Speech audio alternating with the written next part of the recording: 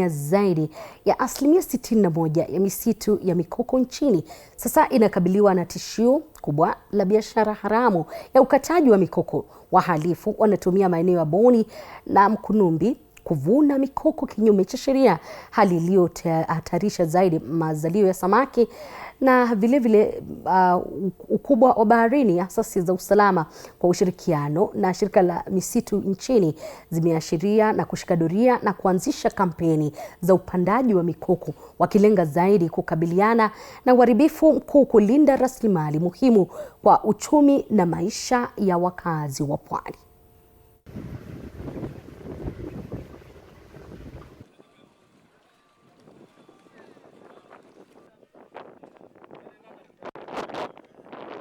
Kwa mujibu wa mpango wa kitaifa wa usimamizi wa mfumo wa ekolojia wa mikoko wa mwaka 2017 hadi 2027, shughuli za binadamu ndizo chanzo kikuu cha kupotea kwa misitu ya mikoko.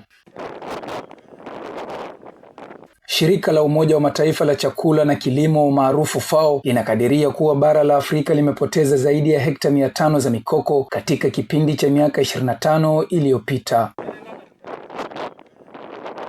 Huku taarifa za ufuatiliaji wa mazingira zikionyesha visa vya mara kwa mara vya uharibifu wa mikoko katika kaunti ya Lamu. For Lamu, logging is still allowed and it is regulated by the Kenya Forest Service. Ukataji haramu wa mikoko mara nyingi hufanyika katika maeneo ya msitu wa Boni na Mkunumbi, ambayo ni sehemu zilizo mbali na makazi ya watu na maeneo ambayo si rahisi maafisa wa usalama kufika. Shughuli hizo haramu pia hufanyika nyakati za usiku ili kuepuka mkono wa sheria. Ni sehemu ambazo ziko mbali na macho ya serikali na mbali ya macho ya watu, mbali ya ofisi za taasisi za kiserikali.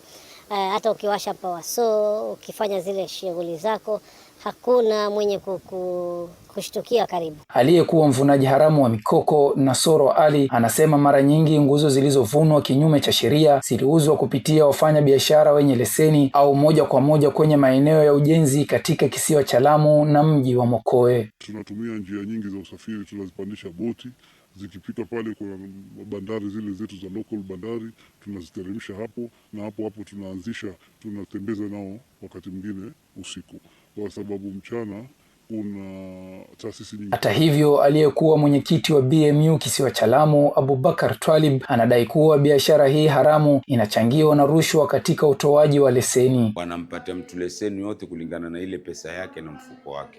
Kisha pale katika ile ofisi za mikoko kuna walanguzi ambao wanadili na watu ambao wanaingia ndani ya mikoko, wanachukua haki, wanakata kwa mikoko kwa ndani, wanalindwa mpaka mali yao yanafikishwa kwenye soko.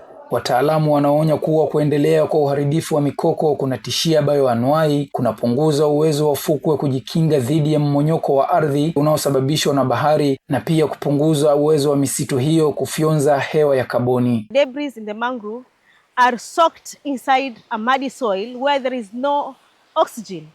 So there is no quicker decomposition to release carbon outside.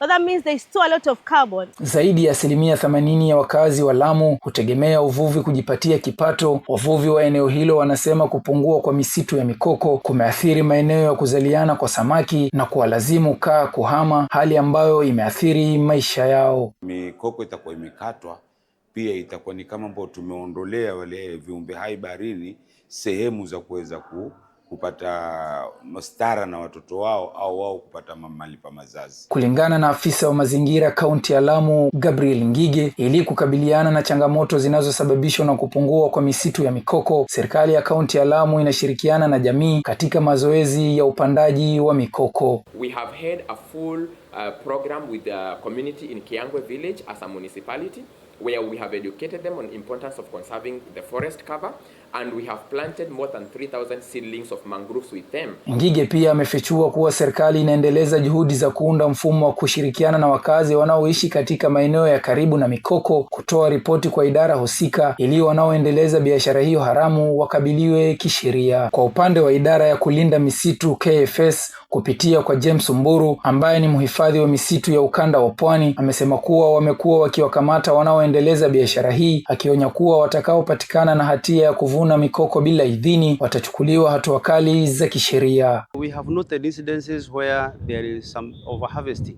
in some areas, Occasionally we have cases of some individuals who harvest illegally. Misitu ya mikoko imekuwa rasilimali muhimu kwa jamii zinazoishi katika eneo la pwani kwa miaka mingi, lakini iwapo ukataji haramu hautakomeshwa, rasilimali hiyo iko katika hatari ya uharibifu, na hali hiyo itaathiri uchumi wa jamii zinazotegemea uchumi wa baharini. Abdul Aziz Nameka, TV47, kaunti ya Lamu.